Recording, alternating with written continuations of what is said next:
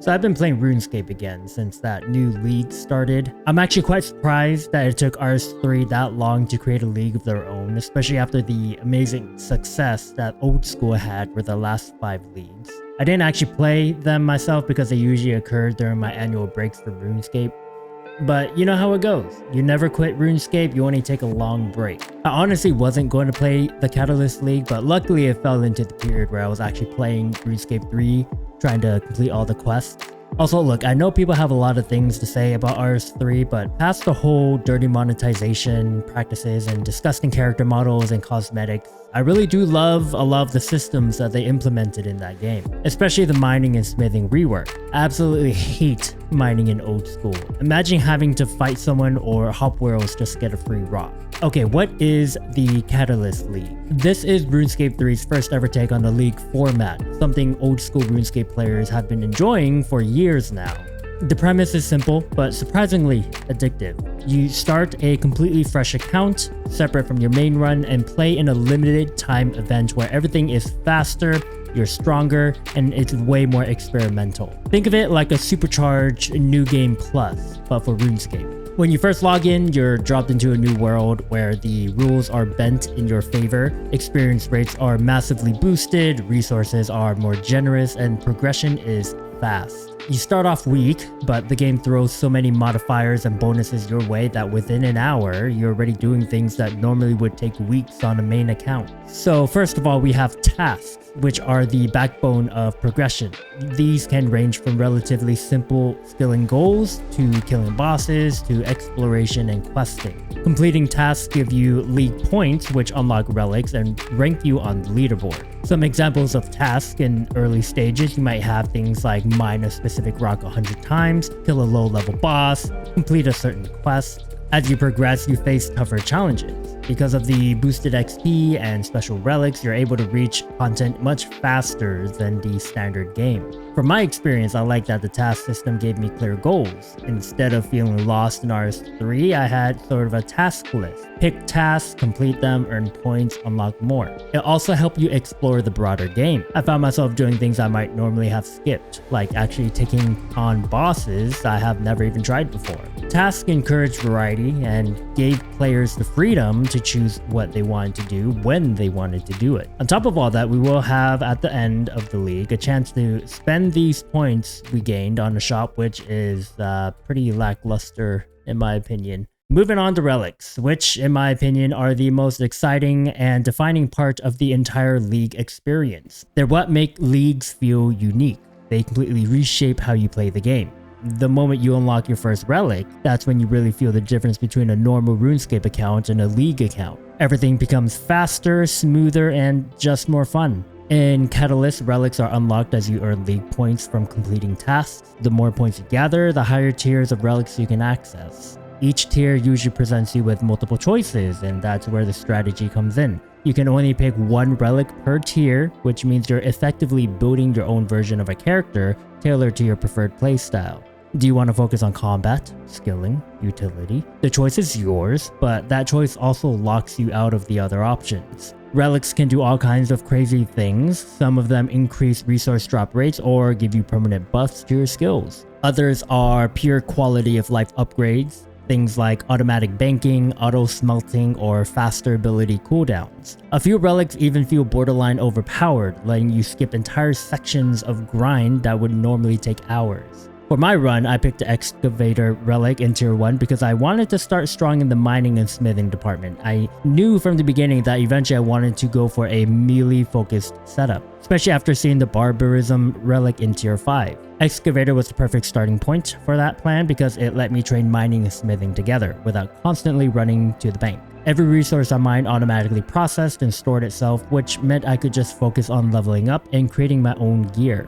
That said, every tier did have relics that I genuinely wanted. Some of the alternatives looked just as strong, and honestly it was painful having to choose between them. The idea of being forced into one path per tier sounds pretty good on paper. It adds strategy, it makes your decisions meaningful, and it gives your build a unique flavor. I get why the developers went with that design, but after spending more time with the system, I started to feel the cracks. That weighty choice also limits experimentation. you start realizing that every time you pick one relic, you're effectively locking yourself out of an entire playstyle for the rest of the league. It was just how the system worked, but later on something completely changed my perspective on this. Gridmaster. So OSRS decided to have their own little mini community event that started in the middle of the Catalyst League, which I thought was an insane decision. I was still only one tier away from tier 7, so I thought I wouldn't want to switch off now. Which honestly, why can't Jagex just allow us to play OSRS and RS3 at the same time with the same account?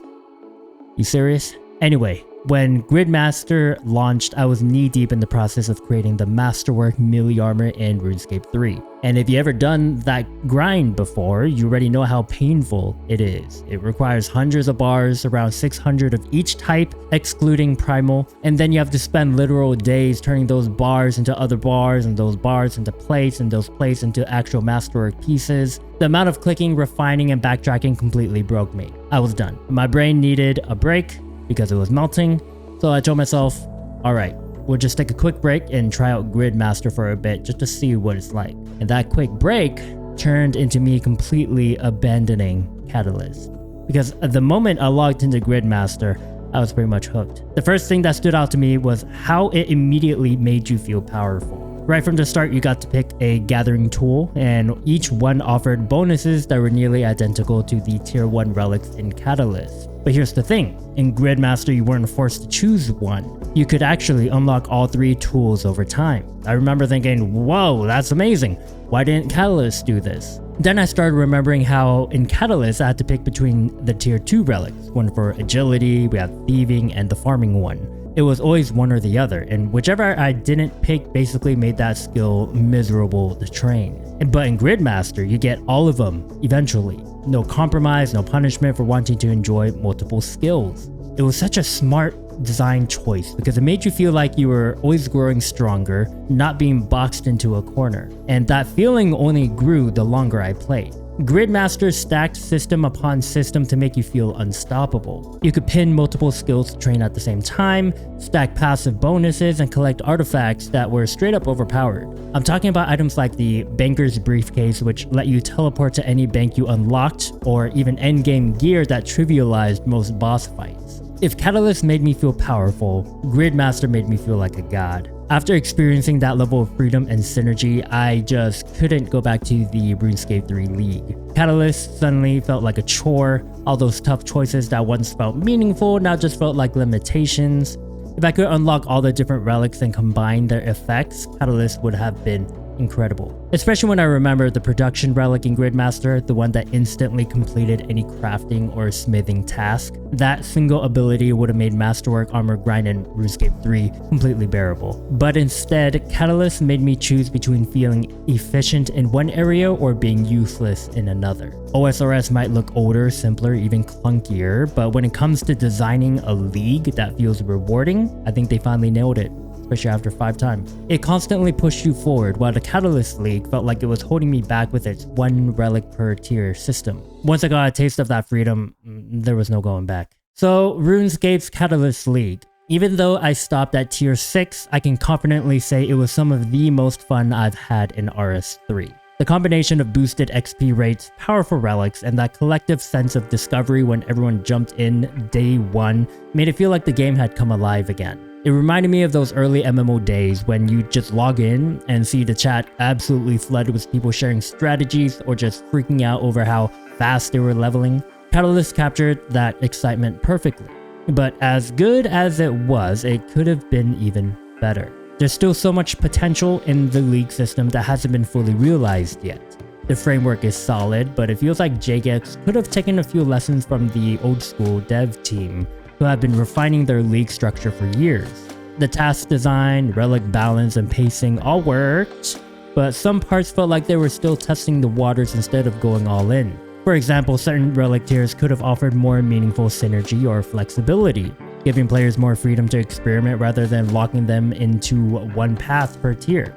That said, I don't want to sound like I'm complaining too much, because I genuinely had a lot of fun. Catalyst brought back the sense of purpose and structure that modern RuneScape sometimes struggles with. It gave players direction without feeling restrictive. You could pick your goals, progress at your own pace, Even with the frustrations, I am excited for what's next. I think if the developers took what worked in Catalyst and expanded on it, like allow us to unlock all the relics at some point, add in more overpowered endgame item unlocks, also give us unlocks that just complete quests for us, we would be looking at something incredible in future leagues.